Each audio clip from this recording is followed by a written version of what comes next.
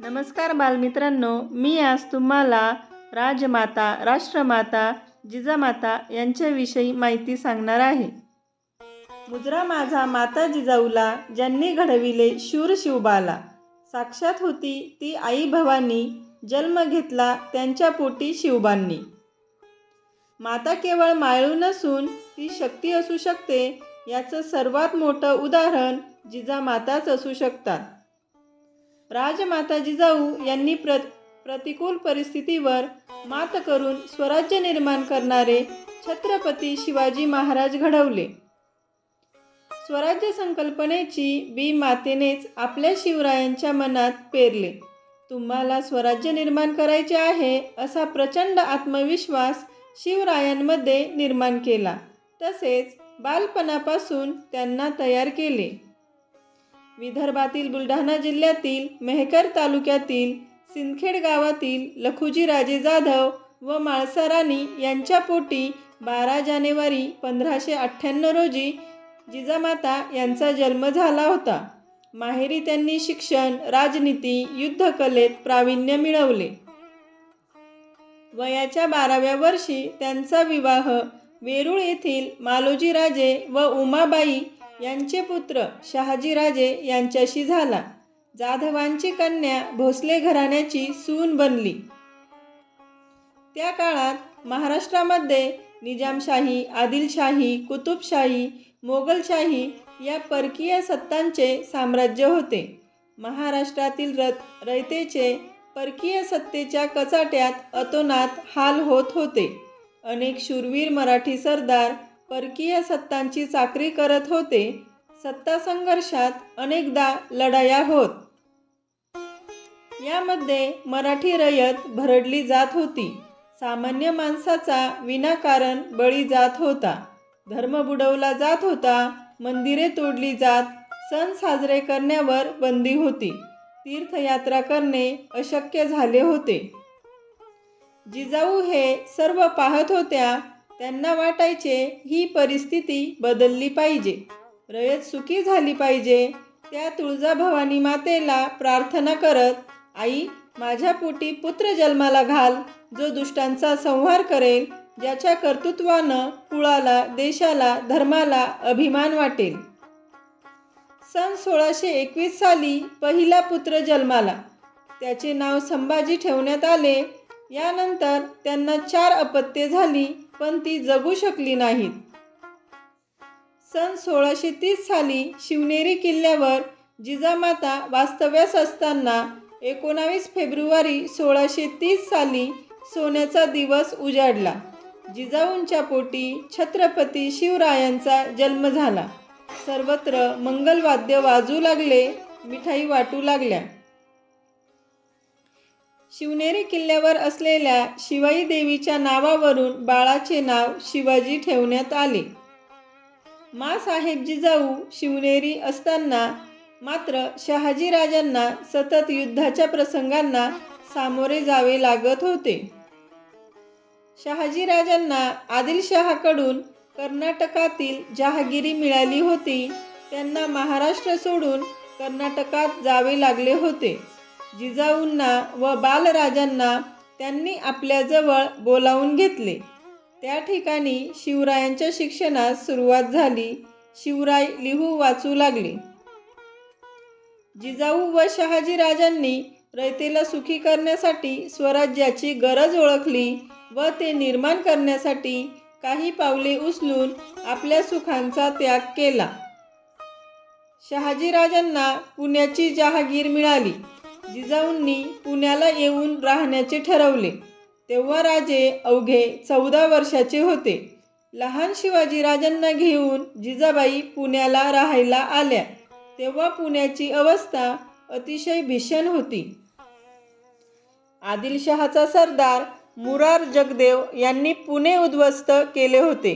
त्यावरून गाढवाचा नांगर फिरवून तेथे 12 फुटी पहार रोवून फाटकी चप्पल, तुटका झाडू, फाटकी वस्तू ठेवून अशुभ शापित भूमी जाहीर केली होती. त्या ठिकाणी कोणीही राहत नसे.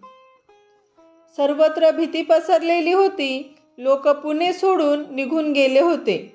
अशा ठिकाणी जिजाऊ यांनी येऊन ती फाटकी चप्पल, झाडू, पहार उपटून फेकली व त्याच भूमीत सोन्याचा नांगर फिरवून पडीक जमीन शेती करण्यासाठी सुपीक बनवली.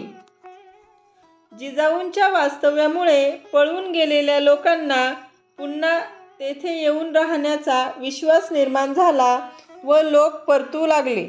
मंदिरात दिवा लागू लागला. सकाळ सायंकाळ घंटानाद निनादू लागला. जिजाऊ यांच्या येण्यानं पुण्याचा कायापालट झाला. जिजाऊंच्या देखरेखीखाली शिवबाचं शिक्षण चालू होतं.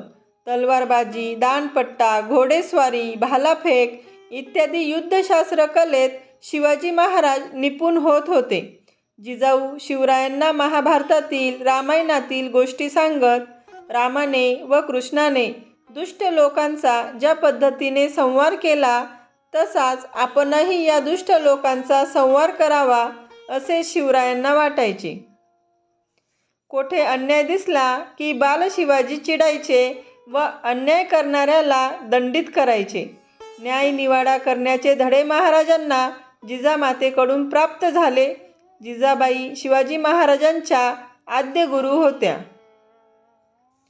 मातेची स्वराज्य स्थापनेची इच्छा पूर्ण करण्यासाठी पुण्याहून उत्तरेकडे असलेल्या रायरेश्वराच्या मंदिरात मावळ्यांच्या सोबत शिवरायांनी स्वराज्य स्थापनेची शपथ घेतली.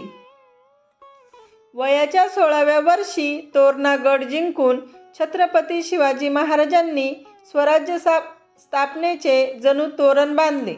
स्वराज्य स्थापनेतील जिंकलेला हा पहिला किल्ला होय. शिवरायांनी एक एक करत एकूण 360 किल्ले स्वराज्यात सामावून घेतले. स्वराज्यावर वेळोवेळी अनेक संकटे आली. त्या प्रसंगी जिजाऊ शिवरायांच्या पाठीमागे खंबीरपणे उभ्या राहिल्या. अफजलखानाची स्वारी, पन्हाळगडाचा वेढा, शिवरायांची आग्रा भेट अशा वेगवेगळ्या अडचणीच्या काळी शिवरायांच्या गैरहजेरीत उत्तम राज्यकारभार चालवला. कर्नाटकातील कनगिरीच्या युद्धात ज्येष्ठ पुत्र संभाजींना वीरमरण आले. यामुळे जिजाऊंना दुःख झाले, पण या दुःखातून सावरून त्यांनी पुन्हा स्वराज्य निर्मितीसाठी शिवबांना मार्गदर्शन केले. छत्रपती संभाजी महाराज लहान असतानाच त्यांच्या आई महाराणी सईबाई यांचे निधन झाले. तेव्हा शंभू बाळाचा आईसारखा सांभाळ करून उत्तम संस्कार केले व स्वराज्याला दुसरे छत्रपती दिले.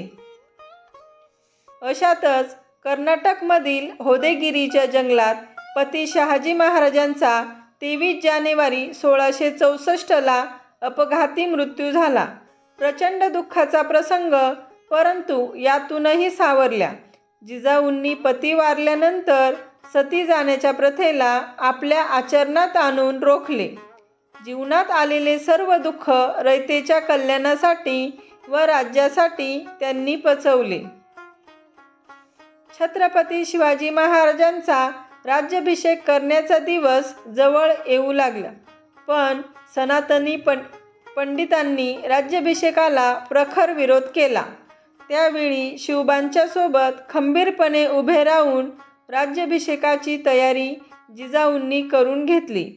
काशीवरून गागा भट्ट यांना आणल्यानंतर 6 जून 1674ला छत्रपती शिवाजी महाराजांचा राज्याभिषेक सोहळा पार पडला. त्यावेळी जिजाऊ शिवबांना आशीर्वाद देताना म्हणाल्या, आता छत्रपती झालात, तुमच्या पंखात गरुडाचे बळ येऊ द्या. रयतेचे माता पिता व्हा. युवराज शंभूकडे विशेष लक्ष ठेवा. स्वतःची काळजी घ्या. स्वराज्य निर्माण झाले आहे. रयत सुखी आहे. कर्तव्य संपले आहे. पुढे 17 जून 1674ला रायगडाच्या पायथ्याशी पाचाड येथील राजवाड्यात माँसाहेब जिजाऊ यांनी अखेरचा श्वास घेतला.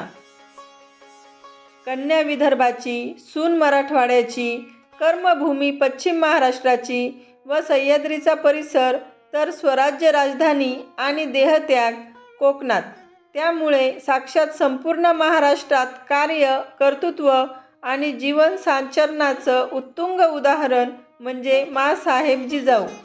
त्यांच्या पादस्पर्शाने महाराष्ट्राची भूमी पावन झाली, धन्य झाली. अशा जिजाऊंमुळे महाराष्ट्राला शिवराय लाभले आणि हिंदवी स्वराज्याची स्थापना झाली. जिजाऊ खरोखर आदर्श पत्नी व आदर्श माता आहेत. आपल्या मुलांना धैर्य, परोपकार, आत्मविश्वास, शौर्य, न्याय, निर्भय राष्ट्रप्रेम या सर्वांचे धडे देण्याचे व त्यांच्यावर संस्कार करण्याचे सामर्थ्य प्रत्येक आईमध्ये असते. स्त्रीने आपली शक्ती ओळखून उज्ज्वल भविष्य निर्मितीसाठी प्रयत्न केले पाहिजे, हे जिजाऊंच्या कर्तृत्वावरून कळते. येणाऱ्या अनेक पिढ्यांच्या मातांना जिजाऊ सदैव आदर्श माता म्हणून वंदनीय ठरतील. महान मातृत्व व कर्तृत्वाचा संगम असलेल्या राजमाता माँसाहेब जिजाऊंना कोटी कोटी वंदन करूया. जय जिजाऊ, जय शिवराय.